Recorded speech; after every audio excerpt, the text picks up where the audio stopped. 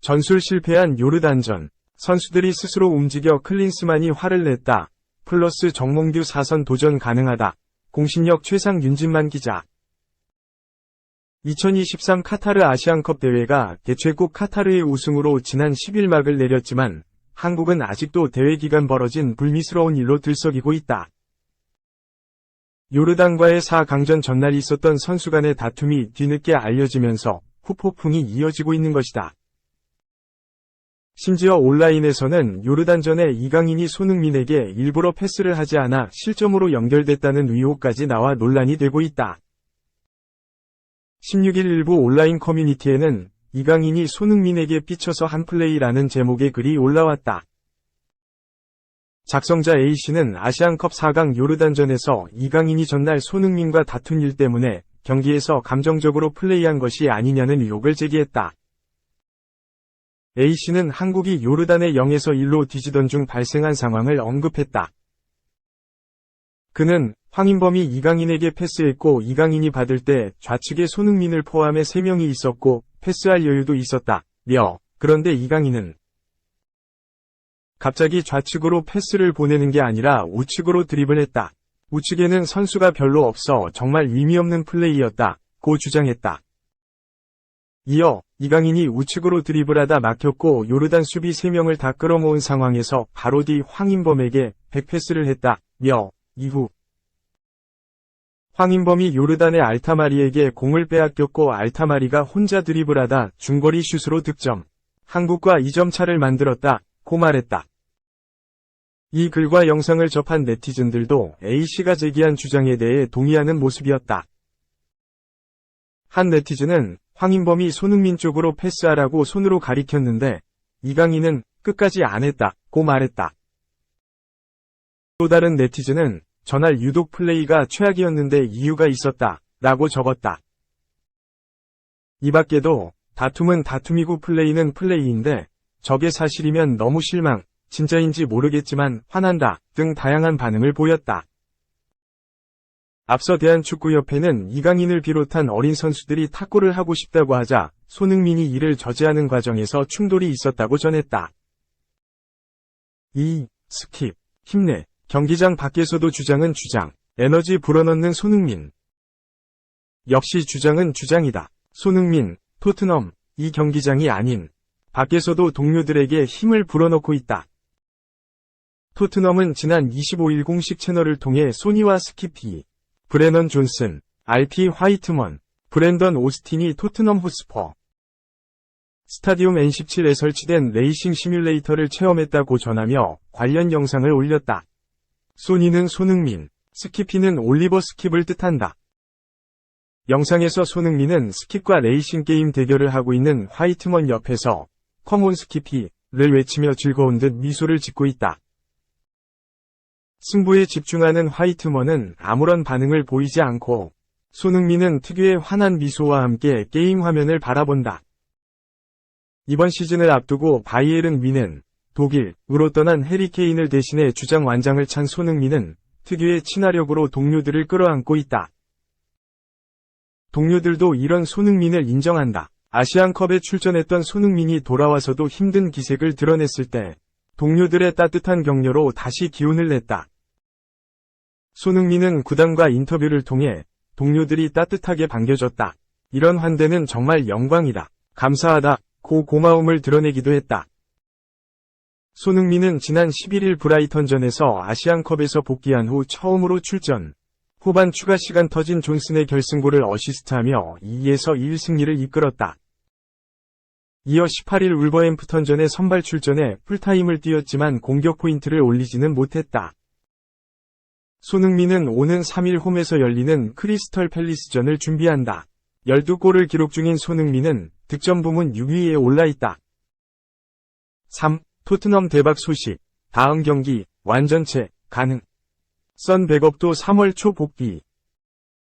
토트넘은 지난 울버햄프턴전 패배 당시 풀백들의 공백을 크게 느꼈다. 페드로 포로와 데스티니 우도기가 훈련 도중 부상을 당해 경기에 출전하지 못하자 안지 포스테코글루 감독은 에메르송 로얄과 벤 데이비스를 선발로 내보내는데 두 선수들은 공격 상황에서 포로와 우도기에 비해 부족한 공격력을 드러내며 아쉬움을 남겼다. 그만큼 포로와 우도기가 이번 시즌 포스테코글루 감독의 전술에서 중요한 역할을 수행하고 있다는 의미이기도 했다. 포로는 날카로운 킥 능력과 창의성을 겸비한 패스를 바탕으로 후방에서 플레이메이커처럼 뛴다. 질 좋은 크로스와 패스를 적절히 전방으로 뿌려주는 유형의 공격적인 풀백이다. 우도기는 공수 밸런스가 뛰어나고 특히 측면 연계 플레이에서 강점을 발휘한다. 두 선수의 복귀 시기가 늦어질수록 토트넘의 불안감은 커졌다. 다행히 첼시가 리버풀과의 리그컵 결승전을 치르게 되어 첼시와의 경기가 미뤄져 토트넘은 주말을 경기 없이 보냈다. 2주 정도 휴식을 취한 토트넘의 희소식도 전해졌다. 포로와 우도기가 팰리스전에 맞춰 복귀할 가능성이 높다는 보도다. 영국 이브닝 스탠더드는 토트넘은 이번 주에 프리미어리그 PL에 복귀하는 3명의 선수를 반길 예정이다. 첼시가 리그컵 결승전을 치르면서 휴식을 취한 토트넘은 우도기, 포로, 그리고 마노르 솔로몬이 부상에서 회복할 수 있는 시간이 있었다 면서 세 선수의 부상 복귀가 임박했다고 전했다. 매체는 포로와 우도기가 팰리스전에 맞춰 돌아올 것이라고 했다. 울버햄프턴전에서 패배하며 5위로 내려앉은 토트넘 입장에서 팰리스전을 앞두고 두 선수의 복귀는 큰 힘이 될 예정이다. 울버햄프턴전에서 드러났던 측면 공격의 아쉬움도 해결될 것으로 보인다. 포로와 우도기가 돌아온다면 토트넘은 팰리스전에 완전체로 나설 수 있다. 현재 두 선수 외에는 주전 선수들 중 부상을 당하거나 이탈한 선수가 없기 때문이다. 손흥민도 아시안컵에서 돌아왔고 지난해 11월 부상으로 쓰러졌던 제임스 매디슨과 미키 판더펜도 복귀했다. 장기 부상 이후 재차 부상을 당했던 로드리고 벤탄쿠르도 다시 일어났다. 첼시전이 연기되면서 기존 선수들이 추가로 휴식을 취했다는 점도 긍정적이다. 물론 첼시전은 이번 시즌 내에 무조건 소화해야 하는 일정이지만 지금 당장 승점을 벌어 4위권 경쟁을 펼쳐야 하는 토트넘은 선수들의 체력 보충이 귀하다. 다만 포스테코글루 감독은 시즌 도중 경기를 치르지 않는 기간이 길다는 점을 염려했다. 이에 포스테코글루 감독은 토트넘 선수들을 나눠 자체적으로 11대 11 경기를 계획한 것으로 알려졌다.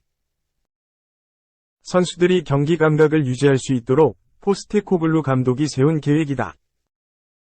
한편 손흥민의 백업 혹은 조력자인 솔로몬은 포로와 우도기보다 일주일 뒤에 복귀할 것으로 전망된다.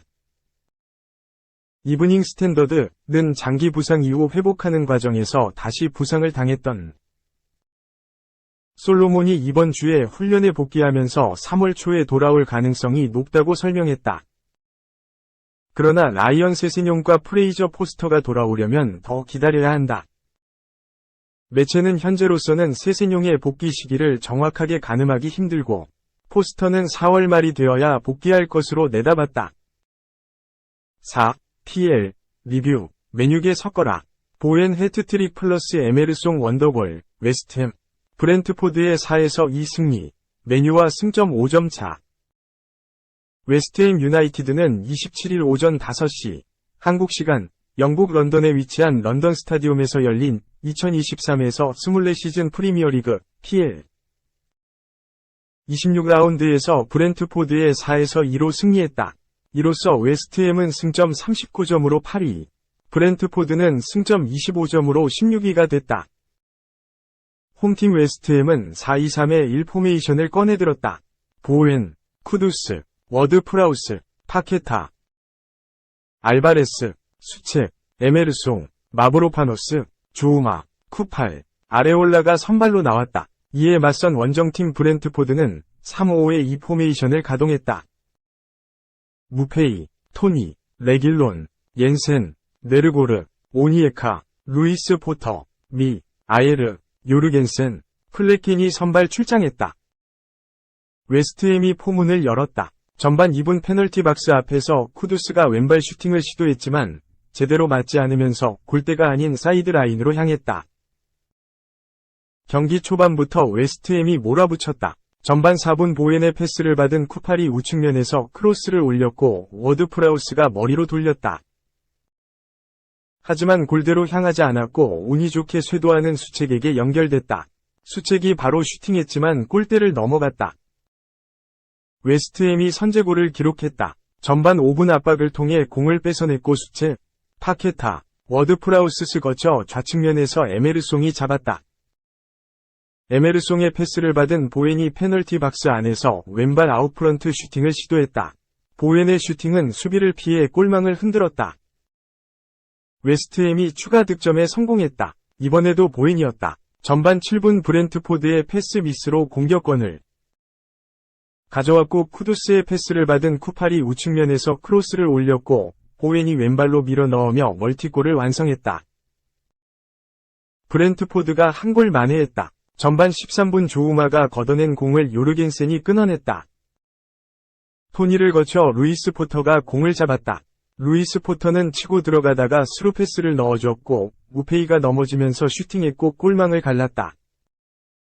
웨스트햄이 다시 브렌트포드의 골문을 두드렸다. 전반 21분 스로인을 받은 수책이 쿠팔에게 내줬고 우측면에서 크로스를 올렸다. 파케타가 왼발 발리 슈팅을 시도했지만 골문을 외면했다. 경기는 웨스트햄의 흐름이었다. 전반 40분 좌측면에서 프리킥을 짧게 처리했고 파케타의 패스를 받은 에메르송이 좌측면에서 크로스를 올렸고 수책이 머리에 맞췄지만 골대를 넘겼다. 브렌트포드도 반격에 나섰다. 전반 추가 시간 2분 좌측면에서 프리킥을 얻었고 레길론이 크로스를 올렸다. 웨스트햄 수비가 머리로 걷었지만 브렌트포드의 공격이 계속됐다. 토니가 페널티 박스 안에서 넘어지면서 슈팅했지만 골대를 벗어났다. 하지만 토니의 위치가 앞서 있어 오프사이드가 선언됐다. 결국 전반은 웨스트햄이 2에서 1로 앞선 채 끝났다. 후반에 들어와 두 팀 모두 득점을 위해 적극적으로 공격을 전개했지만 이렇다 할 기회를 만들어내지 못했다. 공격 상황 마무리 작업에서 매끄럽지 않았다. 보웬이 해트트릭을 달성했다. 후반 18분 조우마, 쿠파를 거쳐 쿠두스가 우측면에서 공을 잡았다. 쿠두스가 드리블하며 페널티 박스 안으로 들어갔고 왼발 크로스를 올렸다. 쿠두스의 크로스는 수비키를 넘겼고 보웬이 여유롭게 헤더 득점을 터뜨렸다. 브렌트포드가 아쉬움을 삼켰다. 후반 21분 무페이의 패스를 받은 레길론이 좌측면에서 크로스를 올렸다. 레길론의 크로스는 토니의 뒤쪽으로 향했지만 토니가 어려운 자세에서 슈팅으로 연결했다. 하지만 아레올라 골키퍼가 막아냈다.